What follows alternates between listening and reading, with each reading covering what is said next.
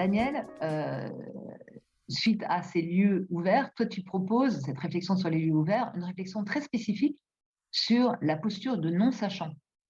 Et j'ai envie bien évidemment de commencer notre échange en te demandant en quoi est-ce important, voire clé, puisqu'effectivement on en a beaucoup parlé dans nos réflexions, parce que ces interventions que nous faisons là viennent de réunions que nous menons régulièrement dans le groupe de savoir interne sous sous la houlette de Annie. Donc, en quoi est-ce important et clé pour toi cette posture ou cette position, pardon, cette position de non-sachant? Oui, alors j'ai mis en mouvement cette réflexion à partir de deux choses. Une lecture et une question. Alors la lecture, c'est la lecture d'un livre du philosophe Jacques Rancière, un livre paru en 1987 et qui s'appelle Le Maître ignorant, sous-titré 5 leçons sur l'émancipation intellectuelle. Donc, dans ce livre, Jacques Rancière traite de l'enseignement. Et dans l'enseignement, il promeut un point de vue qui est, on va dire, radical, pour ne pas dire subversif, à savoir que l'enseignement n'est émancipateur que dès lors que le maître est un maître ignorant. C'est-à-dire que le maître sachant, le maître explicateur est abrutissant. Ce sont les termes du livre, hein. C'est assez radical. Il dit d'ailleurs, il écrit, qui enseigne sans émanciper abrutit. Donc j'ai envie de saisir au vol cette question et de la poser de la façon suivante. Qui coach sans émanciper abrutirait-il, hein, on pourrait dire. Bon, ça c'est la lecture du livre. Et il y a une question qui est la suivante et qui m'intéresse beaucoup, c'est existe-t-il un savoir-faire de coach qui serait spécifique? Existe-t-il un savoir-faire de coach qui serait différent d'un savoir-faire de conseil ou d'un savoir-faire de formateur? Je m'explique, hein, je précise. C'est-à-dire que le conseil, c'est un expert de la chose. C'est-à-dire que c'est quelqu'un qui a une connaissance d'un domaine, d'un secteur, d'une technique. Le conseil, il est sachant.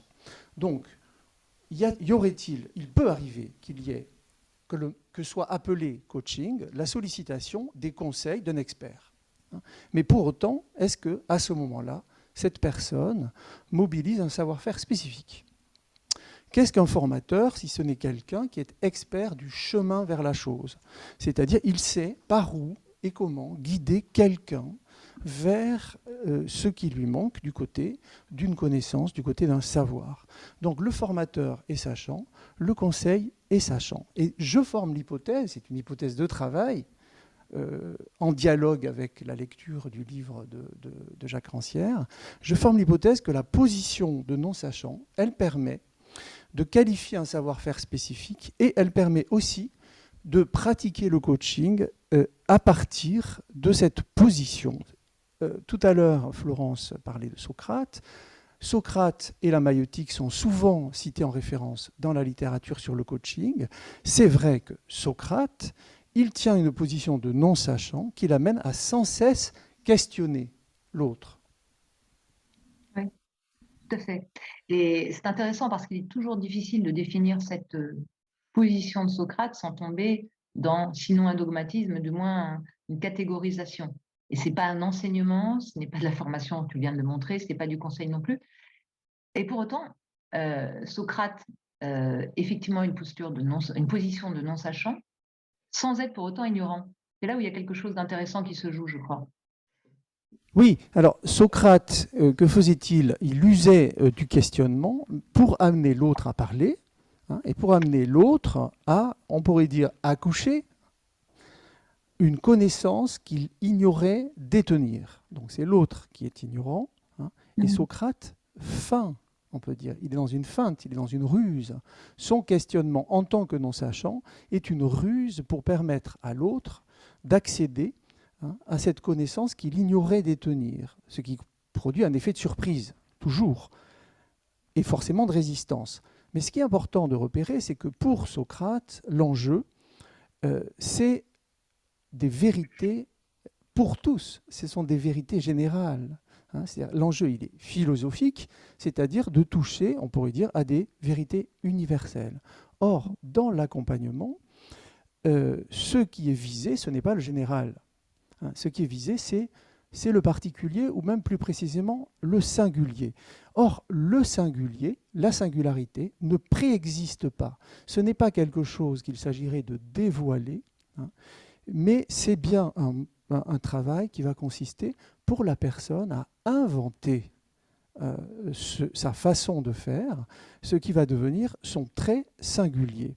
Donc, pour inventer ce savoir singulier, il me semble que l'accompagnant peut s'appuyer sur une position de non-savoir. Non-savoir pour l'autre, non-savoir sur l'autre. Oui, c'est intéressant parce que on le voit bien dans les entretiens de référencement de coach, hein, quand on va dans des entreprises. Il y a bien évidemment la personnalité du coach qui compte, mais également sa formation, son expérience, son expertise et ses compétences. Donc en fait, ce que je trouve intéressant dans ton approche, c'est que le coach est souvent aussi choisi en fonction, notamment référencé déjà dans un premier temps et ensuite choisi par son coaché, en fonction d'un savoir-faire. Donc, je trouve assez subtile l'équation entre la position de non-sachant et une forme quand même d'expertise, de savoir-faire. Qu'est-ce que tu nous en dis, toi, Daniel? D'une part, il y a ce savoir qui est prêté au coach sans lequel il ne sera pas sollicité. On pourrait dire là, voilà une chose qui va de soi. Il y a un savoir qui lui est prêté. Il est supposé savoir, ce coach. Mais pour tenir une position difficile, eh bien là, cela va concerner un certain savoir-faire. Ça ne va pas de soi de tenir une position difficile. Or, s'il y a bien une position qui est difficile à tenir, c'est la position de non-sachant. Pourquoi? Parce que tout simplement, ignorer, sembler pouvoir ignorer, éventuellement, c'est tout à fait disqualifiant. C'est-à-dire que le monde du travail, le monde social, s'organise autour d'une valeur donnée au savoir, et que ignorer met du côté du défaut, c'est être en défaut, pour ne pas dire du côté de la faute.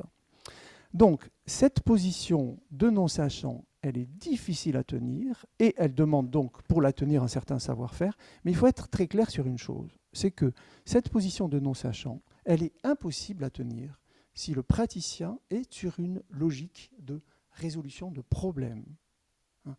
Être sur une logique de résolution de problèmes, on pourrait dire, interdit la position de non-sachant.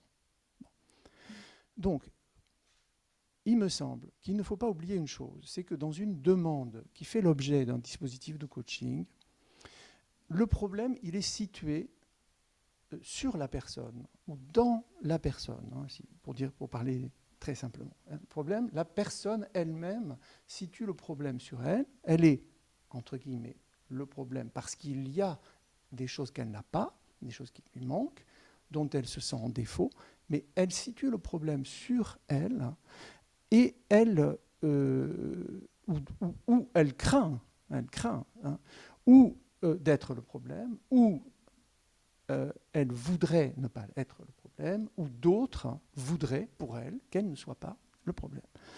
Et ça, si je puis dire, c'est tout à fait délicat, parce que la position de non-sachant qui oblige à sortir de la logique de résolution de problèmes se décale d'emblée, elle se met à l'écart de la logique de performance. C'est-à-dire, pourquoi? Comment ça se passe? Dans une séance, la position de non-sachant, elle n'est pas abstraite, elle n'est pas théorique, elle est très concrète. C'est la position que j'appellerais de non-répondant, de ne pas répondre là où c'est demandé par l'autre.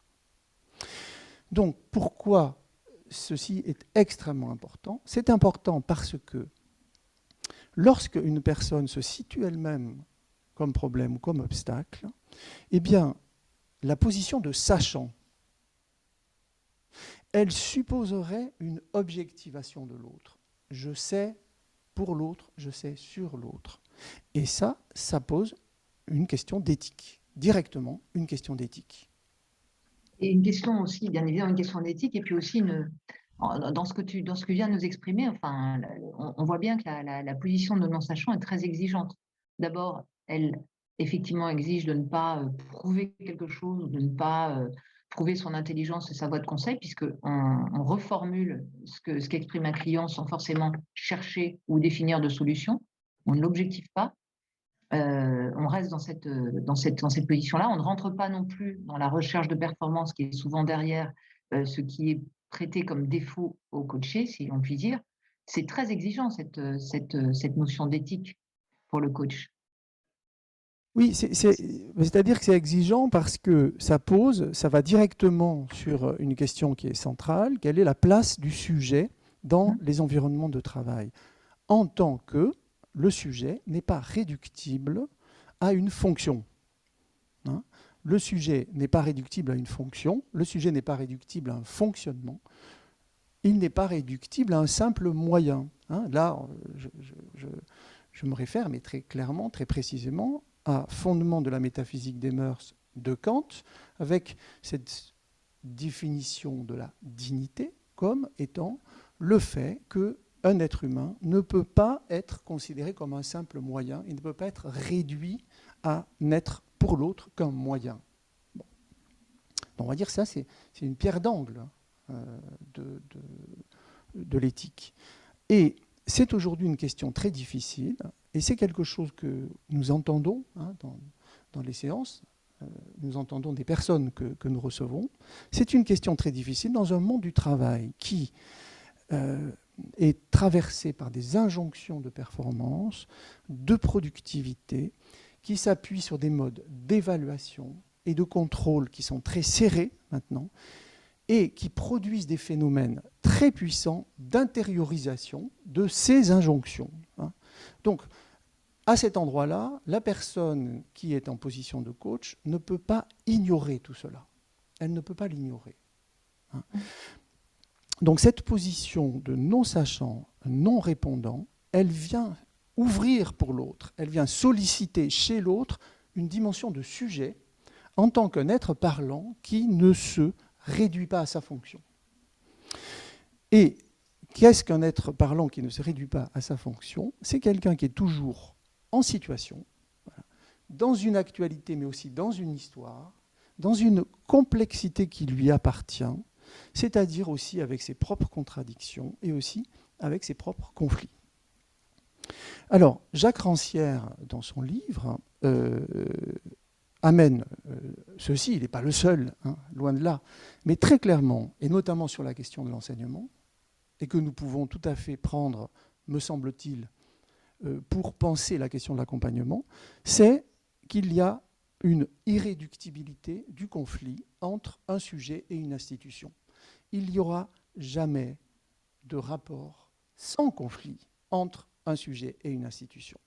Donc, on pourrait dire que faire place à la parole du sujet, à la complexité de cette parole, donc aux contradictions qui sont dites dans cette parole de sujet, c'est permettre à la personne d'élaborer un choix par rapport à ce conflit irréductible.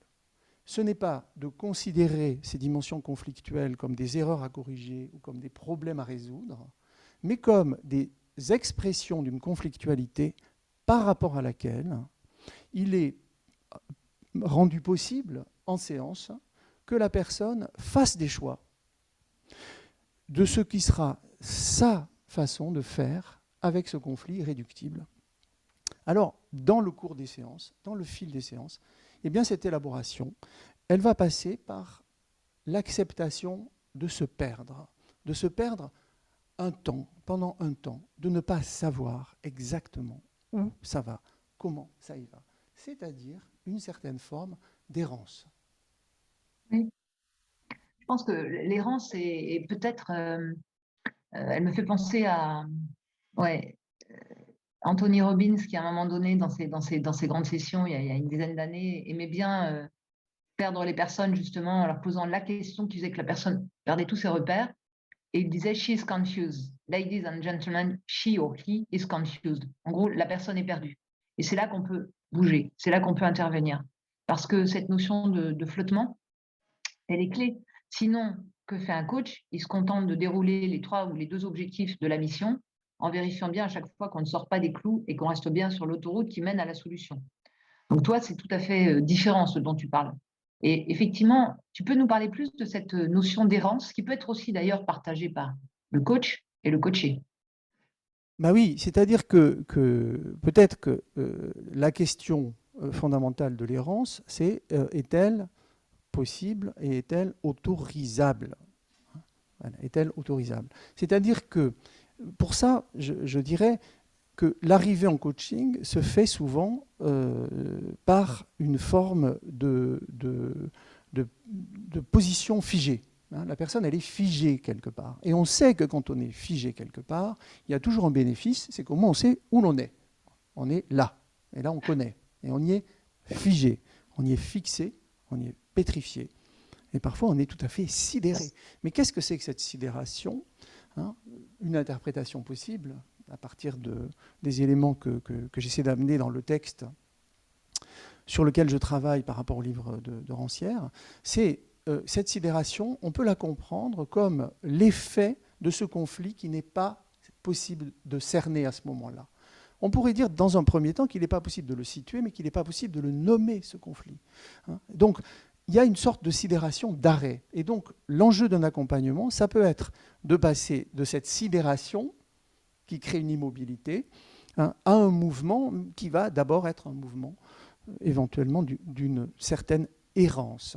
C'est-à-dire de perdre le bénéfice de savoir où l'on est pour gagner du mouvement, mais avec ceci qui est que sans savoir très bien où l'on va. Et là, Florence, évidemment, je suis tout à fait d'accord avec toi, c'est le fait que pour cela, la position de non-sachant, eh bien, elle autorise l'errance, parce que le coach lui-même ne sait pas très bien par où cela va.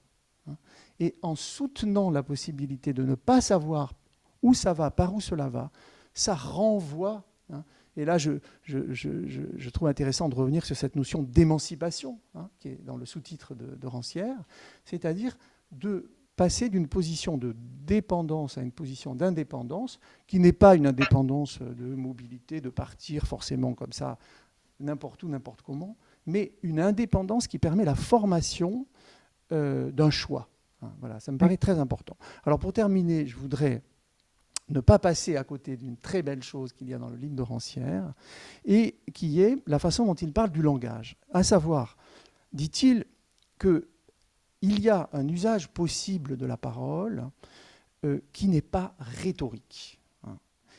C'est car, dit-il, la rhétorique a pour principe la guerre. Et, écrit-il, la rhétorique, elle vise l'anéantissement de la volonté adverse. Or, cet usage autre du langage, qui est contraire à la rhétorique, il est, selon Rancière, le fait que chaque être parlant est le poète de lui-même et des choses. Voilà, donc il me semble que la position de non-sachant permet de penser une pratique éthique de l'accompagnement, mais en un sens où cette éthique est aussi une poétique. Oui, merci. Poyenne, la création. Hein. Effectivement, il y a une co-création dans un coaching et c'est bien que tu le fasses advenir. Merci la maïotique auto, auto-décidée en l'occurrence. Oui, bien évidemment. Et c'est ça qui est beau dans une posture de non-sachant, c'est qu'il y a une co-création justement parce qu'il n'y a rien de prescriptif, il n'y a pas d'autoroute, il n'y a pas de chemin tout tracé et on a une forme de liberté. Alors, cette liberté, merci Daniel, tu nous l'as fait toucher du doigt à l'issue de cette intervention. Et peut-être que tu vas poursuivre justement en allant plus loin dans les discours et en interrogeant Philippe, qui s'est penché dans sa réflexion sur justement la notion de discours, qui est dans le droit fil de ce que tu viens de nous énoncer à partir de la position du non-sachant. Donc, je te passe la main. Avec grand plaisir, Florence.